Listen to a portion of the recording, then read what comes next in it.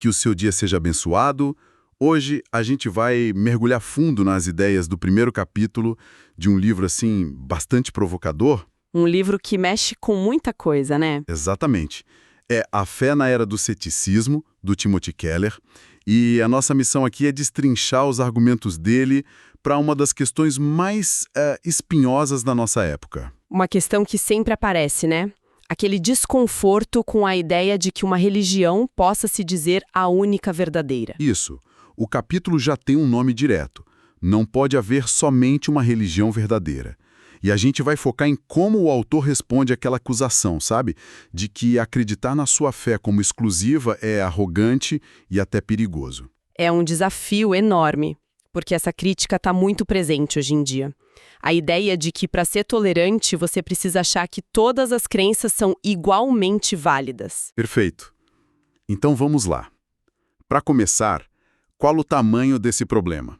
O autor abre o capítulo dizendo que, depois de décadas morando em Nova York, a maior barreira que as pessoas têm com o cristianismo não é nem intelectual. Nem emocional. É social. É social. É a acusação de ser exclusivo e, portanto, intolerante. E ele dá voz a essa crítica através de duas pessoas que ele conheceu. A primeira é uma jovem, a Blair, que resume bem o sentimento de muita gente. E o que ela diz? Ela fala algo como: afirmar que sua religião é superior e tentar converter todo mundo, isso é arrogância. É óbvio que todas as religiões são boas e válidas. E, sendo justo, é um sentimento que faz sentido à primeira vista, né? Se você olha de fora, essa afirmação de ter a verdade realmente soa como arrogância. Por onde o autor começa a desmontar essa ideia? Então, antes de desmontar, ele até intensifica o problema. Ele traz uma segunda voz, a de um britânico chamado Geoff. Ah, sim. E o Geoff vai além. Para ele, não é só uma questão de falta de etiqueta, é uma ameaça real. Ele argumenta que se cada religião insistir que só ela tem a verdade, o mundo nunca vai ter paz. Para ele, essa crença é o motor dos conflitos. Ok, o cenário está bem claro. A fé exclusiva é vista como o oposto da humildade e como uma semente para a violência. Diante de uma acusação tão forte, como é que a sociedade tentou lidar com isso? Imagino que a primeira tentativa, mais drástica, seria, se livrar da religião. Exatamente por aí que ele começa a análise.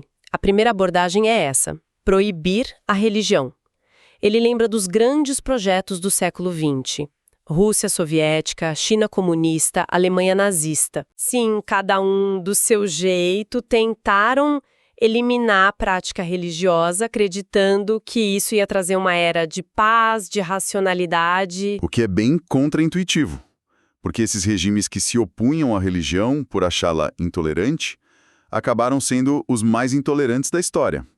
Qual a ironia que o autor aponta aí? Ele cita o historiador Alistair McGrath, que fala exatamente dessa ironia trágica. O século XX, que foi o século mais secular da história, foi também o mais sangrento. Uau! Os regimes que queriam acabar com a intolerância religiosa cometeram os maiores atos de violência em massa da humanidade. A tentativa de forçar a humanidade sem religião resultou numa opressão sem precedentes. E junto com essa tentativa de proibir, tinha aquela previsão, a tese da secularização. Ah, sim. De que a religião ia simplesmente desaparecer com o avanço da ciência. O que aconteceu com essa ideia? Ela simplesmente não se concretizou.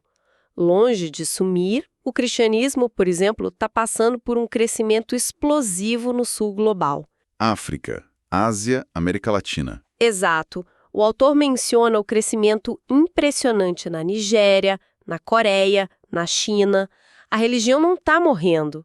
Em muitos lugares está mais viva do que nunca. Entendi. Então a primeira abordagem, de proibir ou esperar desaparecer, falhou. O que nos leva a uma segunda estratégia. Se não dá para eliminar, talvez dê para condenar filosoficamente. Isso. Mostrar que as alegações da religião são intelectualmente fracas. E o argumento mais popular nessa linha é aquele que a Blair mencionou. A ideia de que todas as grandes religiões são igualmente válidas. E ensinam a mesma coisa, no fundo. É uma afirmação que soa muito inclusiva, muito pacífica. E o autor usa uma imagem muito famosa para analisar isso, né? A parábola dos cegos e o elefante. Acho que todo mundo conhece essa história. Sim, é uma história simples e poderosa. Vários cegos chegam perto de um elefante. Um toca a tromba e fala: "Ah, é uma cobra." Outro toca a perna e diz que é um tronco de árvore. Exato. O terceiro apalpa o lado e diz: "É uma parede." A moral da história seria que cada religião, como os cegos, só percebe uma parte da verdade. Nenhuma tem a visão completa. O que parece um argumento imbatível a favor da humildade religiosa. Ninguém pode dizer que tem a verdade toda. Mas é aqui que o autor vira o jogo. Ele faz uma pergunta crucial. De que perspectiva essa parábola é contada? Como assim? A única maneira de saber que os cegos estão todos só parcialmente certos é se você mesmo não for cego. O narrador da história assume uma posição de quem está vendo o elefante inteiro. Uau! É só uma inversão completa. Eu nunca tinha parado para pensar nisso. É um insight demolidor, né? Quer dizer que a postura que se apresenta como a mais humilde é, na verdade, a mais arrogante de todas. Precisamente. A pessoa que diz ninguém tem a verdade completa está, ironicamente, fazendo uma alegação de ter a verdade mais completa de todas. Afirmar que todas as religiões são visões parciais é em si uma baita alegação sobre a realidade. É uma exclusividade disfarçada de inclusividade. Isso muda tudo. Mas tem um outro argumento forte nesse campo, o do relativismo cultural. A ideia de que a sua fé é só um acidente geográfico. Ah, sim. Se você nasce no Marrocos, é muçulmano. Se nasce em Michigan, é cristão. Exato. Isso não prova que a verdade religiosa é relativa. O autor não nega o condicionamento cultural, ele até cita o sociólogo Peter Berger para confirmar que sim, a gente é muito moldado pelo nosso ambiente. Nossas crenças não surgem do nada. Certo. O problema é usar esse fato para dizer que toda verdade é relativa. E por que não? Onde está o problema lógico nisso? É que o argumento se autodestrói. A frase "toda verdade é um produto cultural e, portanto, relativa" quer ser uma verdade universal, não cultural. Entendi. Se essa frase for verdade, então ela mesma é só um produto da nossa cultura ocidental moderna e não vale para as outras. Ela se arra o próprio galho em que está sentada. Então, o que a gente está vendo é um padrão aqui. A tentativa de fugir de fazer uma afirmação de verdade acaba ela mesma se tornando uma. Não tem como escapar. É isso. A questão não é se você vai ter um conjunto de crenças exclusivas que não pode provar, mas quais serão essas crenças. O autor até cita o acadêmico Mark Lilla, que admite que o próprio ceticismo dele é uma espécie de fé. No fim, todos nós partimos de uma fé fundamental. Certo. Bom, se proibir não funciona e condenar leva a contradições, sobra uma terceira via, talvez a mais comum hoje: privatizar a religião. A ideia de que a fé é ótima desde que fique na sua vida pessoal. E não entre na praça pública no debate sobre leis e política. Exatamente. Essa é a posição de filósofos como John Rawls. A ideia é criar um discurso público neutro, baseado numa razão pública que todo mundo possa aceitar, independentemente da sua visão de mundo. E porque isso também seria um problema, segundo o autor? Parece uma solução bem civilizada. O problema, segundo ele, é que essa tal razão pública neutra não existe. Todos nós, religiosos ou não, argumentamos a partir de uma cosmovisão. Um conjunto de crenças profundas sobre a vida, a justiça. Isso, sobre o que é o ser humano. E essas crenças não são cientificamente prováveis. Me dá um exemplo prático disso. Claro, pensa num debate sobre justiça social. Uma pessoa pode defender que devemos priorizar os pobres com base na crença de que todos fomos criados à imagem de Deus. Certo. Outra pessoa pode defender a mesmíssima coisa, mas com base numa filosofia secular sobre direitos humanos universais. As duas posições partem de um pressuposto de fé, seja na Bíblia, seja no Iluminismo. Nenhuma das duas pode ser provada em laboratório. Então, pedir para a pessoa religiosa deixar a fé na porta do debate público não cria neutralidade? De jeito nenhum. Apenas privilegia as cosmovisões seculares, tratando-as como se fossem neutras, quando na verdade também são sistemas de crença. A neutralidade é uma ilusão. Ok, então o autor desmontou as 3 principais formas de lidar com a exclusividade religiosa.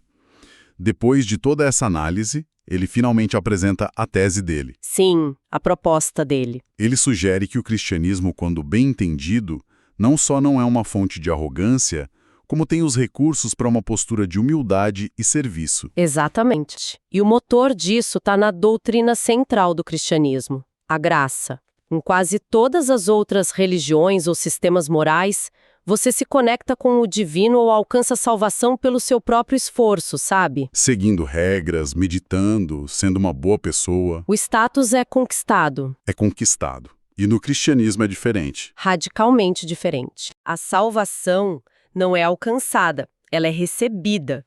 Não se baseia na sua força moral, mas no reconhecimento da sua fraqueza, do seu pecado. É um presente. A base da identidade cristã não é eu sou bom o suficiente, mas eu sou tão falho que precisei que Deus fizesse tudo por mim. Entendi. Essa ideia da graça gerando humildade é muito bonita na teoria. Mas na prática a história está cheia de cristãos agindo com extrema arrogância, violência. Como o autor lida com isso? Esse é um ponto crucial e ele não foge da questão. Ele argumenta que esses comportamentos não são o resultado da doutrina cristã, mas o abandono dela.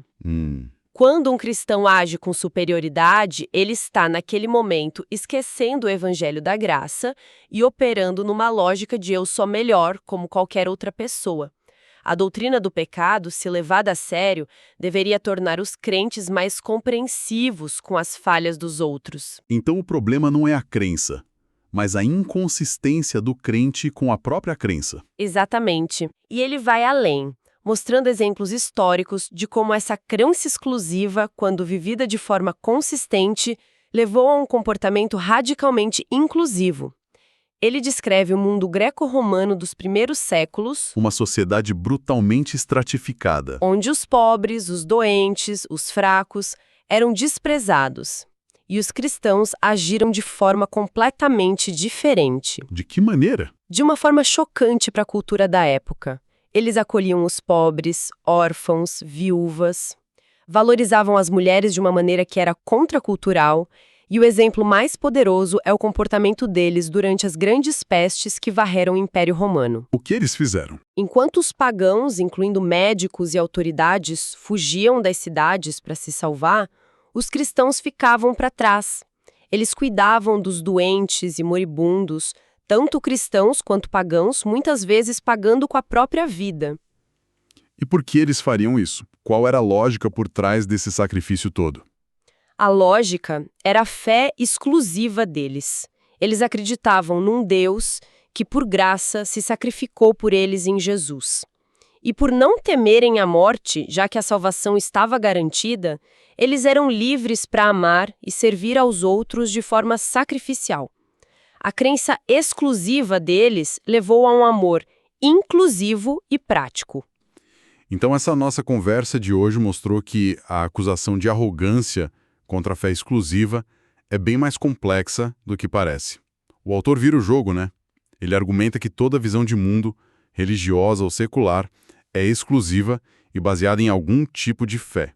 E mais provocador ainda, que a estrutura da fé cristã, centrada na graça, quando bem entendida, deveria produzir humildade, não o contrário. Exatamente. E isso nos deixa com uma pergunta para refletir que vai além do cristianismo. A questão que fica é: que fundamentos, sejam eles quais forem, nos levariam a um comportamento mais afetuoso e receptivo com quem pensa diferente?